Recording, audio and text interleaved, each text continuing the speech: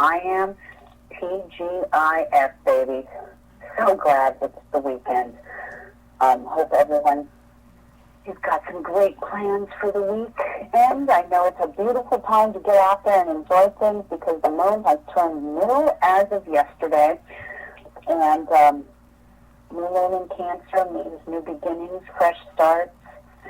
There is some sorrow that comes with that, though, especially in the wanting time. I know that some things have taken place in the news with the tornadoes happening today, and then there was an earthquake yesterday in Barbados, and a couple of other things where the people had to kind of relocate. And I did say somewhere on Facebook that this does happen, relocation of people, beginning and endings, things like that. But I do want to kind of wish myself a happy anniversary. And yes, it has been 1 year since Alpha Star Radio made the right move and decided to come on board here with D.T.M. Liquid. And it's been a great year, great guests, great behind-the-scenes people, great producers, and I couldn't be happier, and I'm very thankful. I have worked at a couple of other places that really weren't so family-oriented, and it was more about business,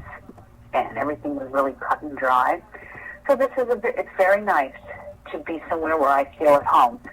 And so it's amazing that a year kind of gone by. I mean, time flies. It seems like just yesterday I was coming on board with this network. So with that being said, I am going to throw up on Facebook. I'm going to extend usually I do the monthly special for Cancer, full life reading, $30. But since it is my anniversary here with D.T.M, I'm going to extend that to everybody for the next couple of weeks. I will post that both in D.T.M's site as well as my site. And $30, full life reading. Knowledge is power. So remember that. All right. Well, I wanted to talk a little bit. I'm going to give Cancer's full forecast in a few minutes, and then about the half-hour mark, I'm going to talk a little bit about the Jade Helm situation that's going on. And some of you do or do not know about it. I'm not fully versed in it, but I've done enough research on it. And trust me, some of my friends are very versed in it, and I encourage them to call in tonight and talk about this. But before we do that, I want to kind of give you a good laugh. And it was actually Tiffany who started this off. But this weekend here in my area, the Monterey Peninsula, we have the guys from Ghost Adventures filming here. And I was at the site they were filming at, not yesterday, but the day before. They were at a site down in Soledad, which is a couple of towns over from me.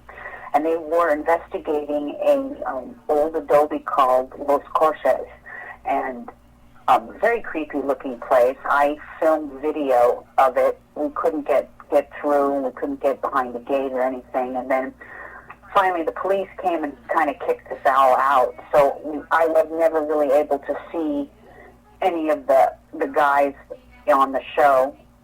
I have a daughter who is a big fan of that show, so she begged me to take her there, so I said, okay, no problem, we'll go. And it was fun, it was adventurous, but the wind was gusting at 25 miles an hour, and if you are on my Facebook page, you can actually hear the wind through the video.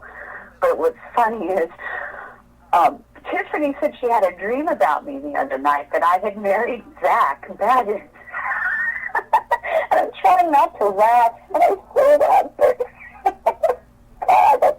so I'm driving yesterday. I'm taking my kids to the aquatic park up in the Bay Area, and I'm telling them, I go, my friend Tiffany had this dream about me the other night, and my oldest is sitting in the front seat, and my youngest is sitting in the back seat. And I said, she dreamt that Mom married Zach from Ghost Adventures. My oldest looks at me and goes, oh, that's not a dream, that's a nightmare. My youngest gets a grin from ear to ear and goes, wow, that'd be kind of cool. So I just thought I'd share that with you, a little paranormal humor from me and my kids. And it all because Tiffany had this crazy dream that I married him. God, that's awful. I really don't think I could handle an Aries male. I just could not.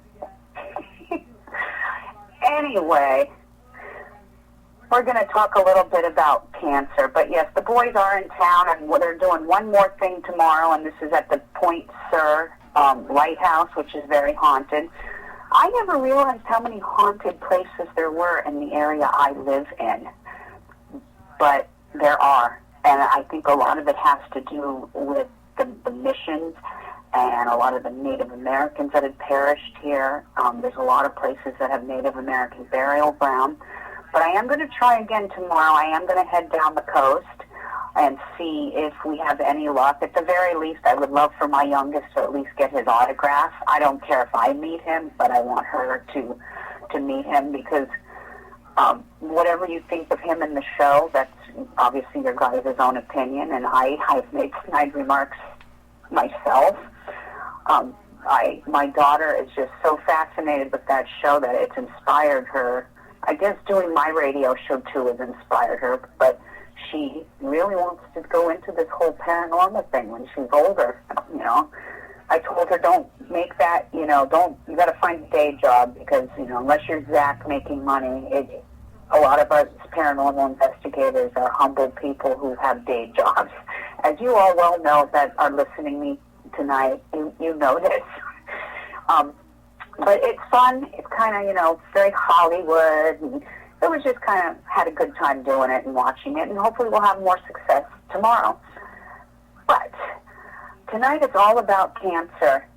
And I'm really happy to bring this method of astrology to all of you. And I do have one more announcement before we get to Cancer.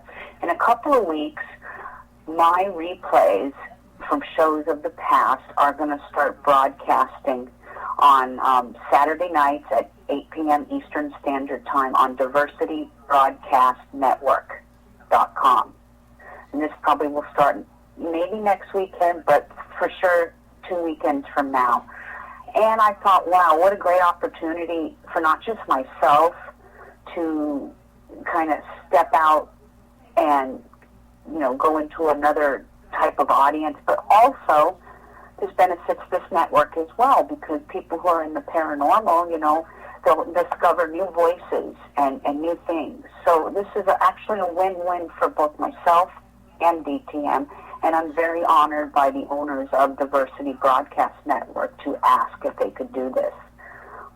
Very honored and very humble. So we will be broadcasting on another network, but it'll be all replays. I am not going anywhere. I just want you all to know that. Poor Tiff and Dan, they're stuck with me.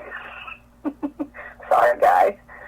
Anyway, those are all my announcements. I think I'm done making all the announcements, so we can jump right on in. I just want to go into the chat because I do have a hard time corresponding with my chat room because I don't have headphones. I'm broadcasting from a phone, and I do want to apologize. Sometimes I type a little loudly, and you can hear it in the feedback. I've listened to my replays, and I can hear it. I try to type a little quieter, but sometimes that can't always happen. So my apologies if that's really annoying and distracting, but I don't want to ignore everyone in the chat room either. So with that being said, on to Cancer. Well, Cancer, happy birthday to you, July babies. And remember, if you are a Leo born in July, you're very much a Cancer, because that's the difference between my astrology and other methods of astrology is we focus on the housing system. So Cancer, if you were born at the end of July and you're on the cusp, Cancer, Leo, well, you are born in the sun sign of Leo, but you're also born in the constellation of Cancer. Happy birthday to all souls born in July, whether you are Cancer or Leo.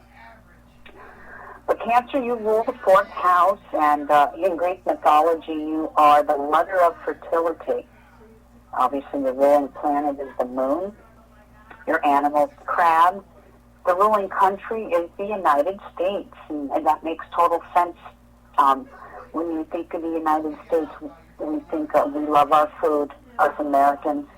You know, it's like that old commercial back in the day where it's as American as apple pie and Chevrolet. That is Cancer. We are the mother of, and think about it.